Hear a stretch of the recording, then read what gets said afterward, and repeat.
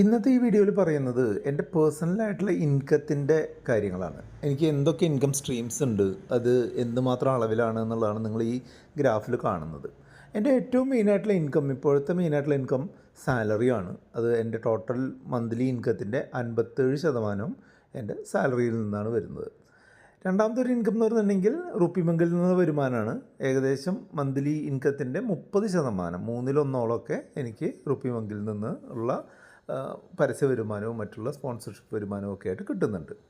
പിന്നെ മറ്റ് രണ്ട് ചെറിയ ഇൻകങ്ങൾ, ഒരു റെൻ്റൽ പ്രോപ്പർട്ടിയിൽ നിന്നുള്ള ചെറിയൊരു റെൻ്റൽ ഇൻകം ഉണ്ട്.